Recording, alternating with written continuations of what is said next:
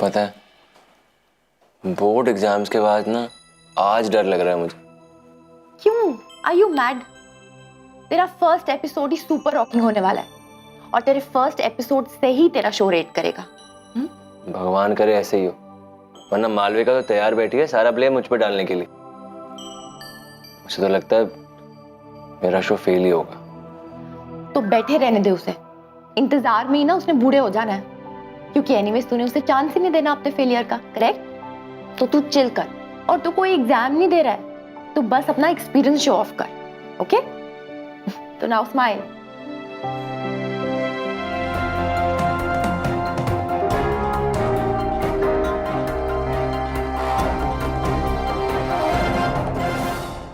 नमस्कार, मैं हूं मानव गुप्ता और आज से मैं लेकर आने वाला हूं रोज शाम 7 बजे एक नया कार्यक्रम जिसका नाम है मानव से मानवता तक। सनसनीखेज, दिल को दहला देने वाली खबरों के बीच मैं आपसे पूछना चाहता हूं कि आज के हमारे प्रतियोगितापूर्ण समाज में इंसानियत की कोई कीमत है या नहीं। इसी सवाल पर रोशनी डालने का हमारा प्रयास है हमारे नए कार्यक्रम में, जिसका नाम है मानव से मानवता तक। आज दुनिया में सबसे ज्यादा युवा आबादी हिंदुस्तान में है, यानी कि 10 से 24 साल की नौजवान आबादी हिंदुस्तान में है। और कहा यह भी जा रहा है कि अगर इस युवा जनता के पालन पोषण और पढ़ाई लिखाई पर सही तरीके से ध्यान दिया जाए तो यही हमारा देश विकास की नई ऊंचाइयों को छुएगा। जी हां, ऐसा ही होना चाहिए। लेकिन इसके चलते दूसरी ओर जो एक समस्या पिछले 1 दशक में हमारे सामने आई है वो है हमारे देश के बूढ़े माँ बाप, जिनका न ठौर है न ठिकाना। रिटायर्ड लोगों की रिहायशी कॉम्प्लेक्सेस से लेकर ओल्ड एज होम्स तक इनकी भी तादाद में बढ़ोतरी हुई है। तो आइए इसी विषय पर चर्चा करने हमारे स्टूडियो में आए मेहमानों से मिलते हैं। श्री जयप्रकाश शर्मा ये अपना एनजीओ चलाते हैं और बूढ़े लोगों के साथ काम भी करते हैं और साथ ही एक वृद्धाश्रम भी चलाते हैं। Shri Devidayal Srivastava old age home के मैनेजर हैं और ये हैं श्री कैलाश नागर, एक फिल्म मेकर जिन्होंने इसी साल इस विषय पर डॉक्यूमेंट्री फिल्म बनाई है जिसे अंतर्राष्ट्रीय महोत्सवों में सराहा भी गया है। और यहाँ मैं कैलाश जी से पूछना चाहूंगा, कैलाश जी, आपने इतना संवेदनशील विषय चुना है अपनी फिल्म बनाने के लिए, तो आप अपनी इस फिल्म के माध्यम से लोगों तक क्या सीख पहुंचाना चाहते हैं? देखिए, बड़ी सहज बात है। जिन लोगों की वजह से हम जिंदगी में संपूर्णता हासिल करते हैं, अपने व्यक्तित्व को एक मकाम तक पहुंचाते हैं, उन्हें हम क्यों और कैसे ऐसे मोड़ पर तन्हा छोड़ देते हैं, अकेला छोड़ देते हैं जिस वक्त उन्हें हमारी सबसे ज्यादा जरूरत होती है। इसी दास्तान को मैंने अपने फिल्म के माध्यम से दर्शकों तक पहुंचाने की कोशिश की। क्या बात, बहुत खूब। सही में सोचने पर मजबूर कर देने वाली बात कही है इन्होंने। तो आइए कैलाश जी की फिल्म से एक छोटा सा क्लिप दिखाना चाहूंगा मैं अपने दर्शकों। बेटे ने नई गाड़ी ली थी, मुझसे आकर बोला, अम्मा चल तुझे घुमा कर लाता हूँ। मुझे बहुत अच्छा लगा। मैंने अपने पोते को भी साथ चलने के लिए कहा, लेकिन बेटे ने मना कर दिया। बोला, अम्मा उसे पढ़ने दो। मैं जल्दी से तैयार होकर उसकी गाड़ी में जाकर बैठ गई। और वो आखिरी दिन था जब मैंने अपने घर को, पोते को और बहू को देखा था। लगभग 1 घंटा मुझे शहर के बाहर घुमाता रहा। फिर वो शहर के बाहर सड़क पे, बड़ी सड़क पे ले गया। वहाँ कुछ लोग फल बेच रहे थे और मुझसे कहने लगा, अम्मा कुछ फल ही ले लो। उसने गाड़ी रोकी, मैं नीचे उतरी और फल लेने चली गई। जब मैं फल ही ले रही थी, मेरा बेटा गाड़ी की तरफ चला गया। गाड़ी में बैठा, गाड़ी शुरू की और चला गया। दोपहर का वक्त था। मैं रात तक वहीं बैठी रही उसका इंतजार करते हुए, लेकिन वो नहीं आया। वो।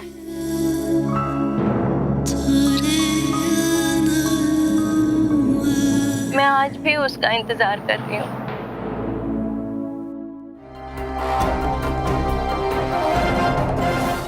ये शो तो हिट है भाई। और नहीं तो क्या, अगर नहीं हुआ ना तो मेरा तो मानवता से विश्वास ही उठ जाएगा। बेबी डोंट वरी, हमारे दर्शक ऐसा नहीं होने देंगे। और वैसे भी जिस शो के साथ रोनी जुड़ेगा ना, वो शो कभी फेल नहीं हो सकता। ओके, तो मेरे बुलेटिन का टाइम हो गया। I leave. हाँ, good job Rani, proud of. कैसे कर सकते हैं लोग? अपनी माँ के साथ हम इंडिपेंडेंस वीक मना रहे हैं, बट यू नो व्हाट, हम आजादी के 69 इयर्स नहीं मना सकते। अगर हमारे देश में किसी माँ का ये हाल है तो हमें शर्म आनी चाहिए। हम आजादी कैसे सेलिब्रेट कर सकते हैं? क्या करना चाहती हो? इमोशनल हो रही हो, वो तो दिख रहा है, लेकिन मुझे क्यों ऐसा लग रहा है कि तुम्हारे दिमाग में भी कुछ चल रहा है। Am I right? रोनी और मानव सर ने इतनी अच्छी शुरुआत की है, हमें इस कोशिश को आगे बढ़ाना चाहिए ना। Of course. तो फिर मैं कुछ ट्राई करना चाहती हूँ। Go ahead. Ronnie, 1 minute.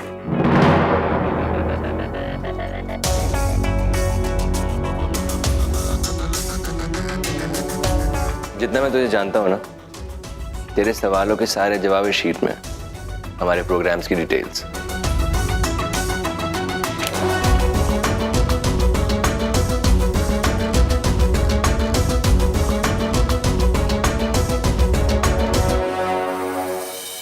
Well done, Manav. Well done. You know, it was so nice. I could just kiss you. It was so brilliant. Ronnie, congratulations. What a lovely show. Mark my words, ये #1 show बन के ही रहेगा. देखना, this is, I'm telling you this. Superb job, guys. In fact, the entire show is brilliant. Very good. Kabir, great decision. I'm sure कि इन दोनों का show KKN को बहुत ऊंचाइयों तक ले जाएगा।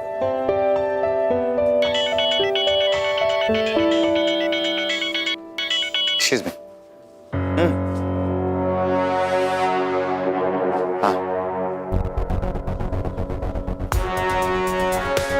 सुपर। ठीक है, आज रात 9 बजे। खाली श्रेया, रोनी और मानव ने जो किया है वो भावनाओं की सुनामी है, और इसकी गिरफ्त में हमारे व्यूअर्स हमें टेलीविजन न्यूज रेटिंग्स की नई ऊंचाइयों पर ले जाने वाले हैं। केकेएन को #1 पोजीशन से अब कोई नहीं हिला सकता। अब देखना रात 9 बजे की न्यूज में क्या होता है।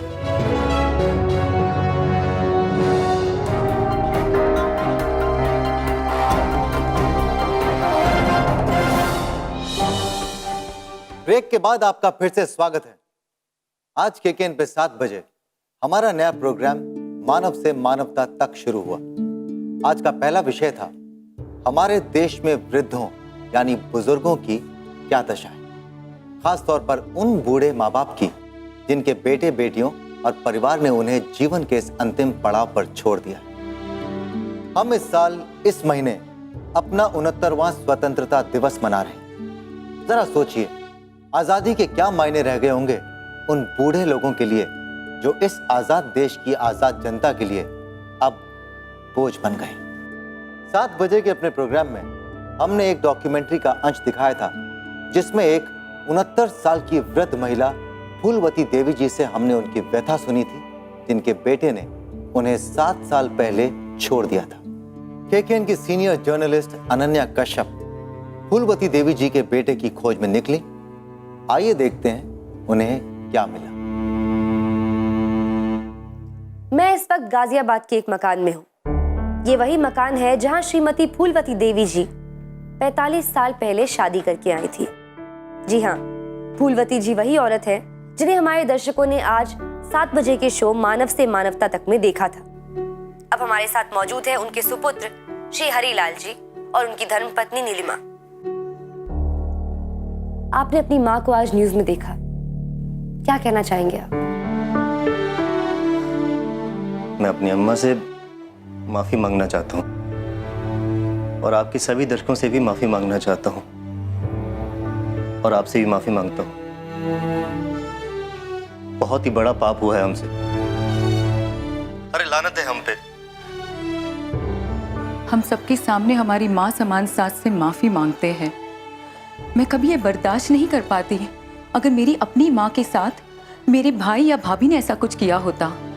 हम अपनी हरकत पर बहुत शर्मिंदा हैं और अपनी इस हरकत को हम उन्हें हमारे साथ वापस लाकर प्यार से रखकर सुधारना चाहते हैं।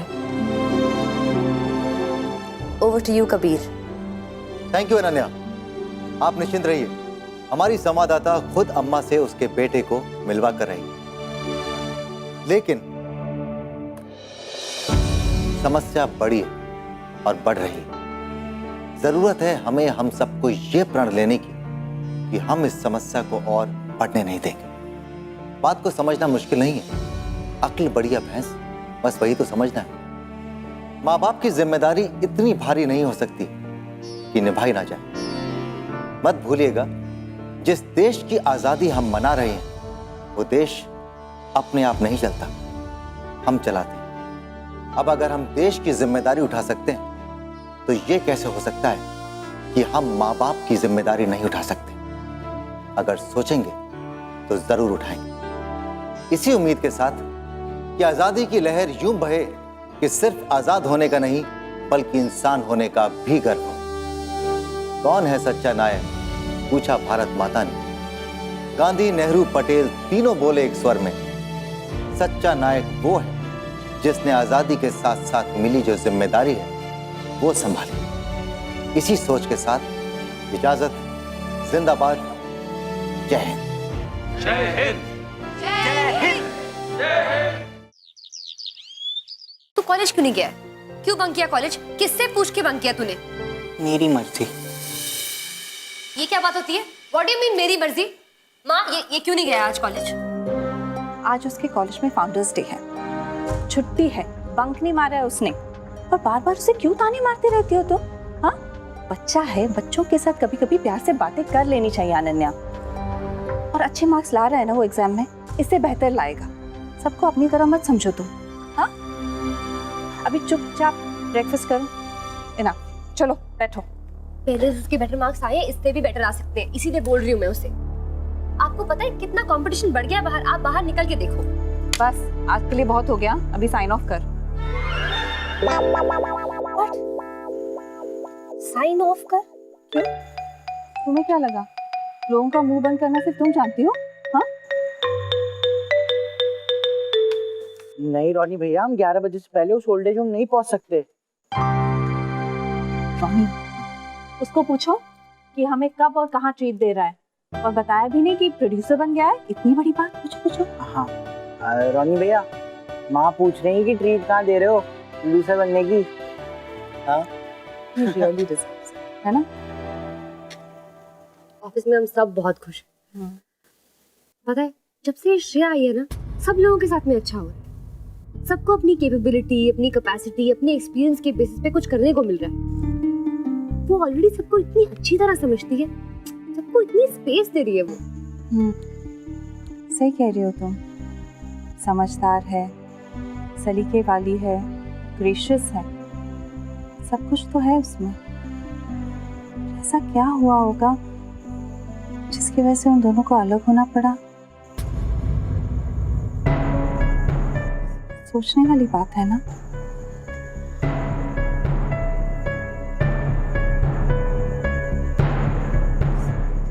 आप ना रोनी से बिना ट्रीट लिए मत छोड़ना उसे। मतलब उसे ट्रीट तो लेनी है ना, कई बार चलेंगे डिनर के लिए, ऐसे नहीं कि वो। रोनी भैया, अरे हाँ, दो। हाँ रोनी, कॉन्ग्रेचुलेशंस, खूब खूब तरक्की करो। नहीं, मैं तो मजाक कर रही थी। नहीं, पर तुम बताओ, तुम्हारा इरादा क्या है? तुमने तो हमें ये खबर भी नहीं दी। इतनी बड़ी खबर है ये रोनी। हाँ, तो अब हुई ना बात। नहीं, तुम और अनन्या डिसाइड करो और मुझे बताओ, है ना अनन्या? अरे अनन्या तो चली गई। हाँ ठीक है बेटा, बता देना। Okay, you take care, bye. Ananya चली गई है क्या? हाँ शायद चली गई। अरे बेबी जी, आपका फोन गाड़ी में रह गया था। ओह तेरी, thank you ji, thank you. मतलब मेरा दिमाग आजकल कहाँ रहता है पता ही नहीं। चलिए जी, फिर अपडेट करते रहिएगा। Sure. आज कितना मजा आया ना। सीरियसली। कितना कुछ सीखने मिला मुझे आपसे। Not at all, it's my pleasure. तो मैं निकलता हूँ। हाँ जी। फोन करूंगा, ओके? फोन का इंतजार करूंगी मैं आपके। Bye bye.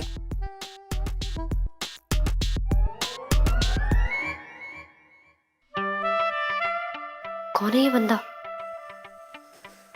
सनी, तेरे मिशन के लिए ये तो पता लगाना ही पड़ेगा।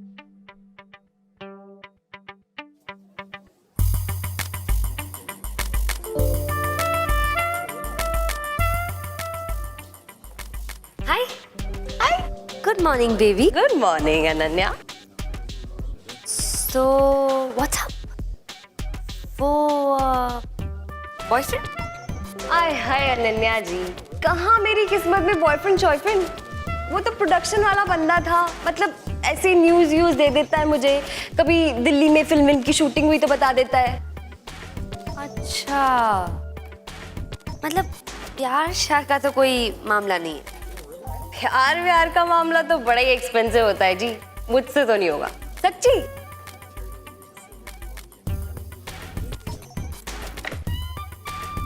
अच्छा, मैं क्या सोच रही थी कि प्यार के बारे में कुछ तो सोचा होगा ना तुमने। मतलब कैसे गबरू जवान का इंतजार कर रही हो। वैसे आज आप मुझसे ऐसे सवाल क्यों पूछ रहे हो? क्या है ना, सपने देख देख के थक गई हूँ मैं, सच्ची। वैसे ना, अगर सोचा जाए तो मैं तो ना हमेशा से कोई हैंडसम सा, कोई प्रिंस चार्मिंग जैसा बंदा दिखता है जो घोड़े पे आ रहा है। मतलब आ रहा है, फिर एकदम से मुझे एक हाथ से खींच लेता है। अब देख, कोल बैठा लेता है जी, और फिर हम चले जा रहे हैं वादियों की तरफ। इंटरेस्टिंग ना?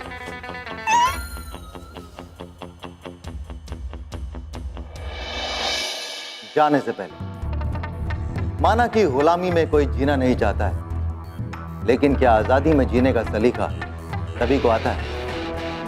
गुलामी और आजादी में फर्क सिर्फ इतना है कि गुलामी में सीमाएं कोई और तय करता है, और आजादी में वही सीमाएं हम खुद तय करते हैं। अगर गुलामी में बंदिशें होती हैं तो आजादी में वही बंदिशें जिम्मेदारी बन जाती हैं। For more updates, subscribe to our channel, click the show links and enjoy watching the videos.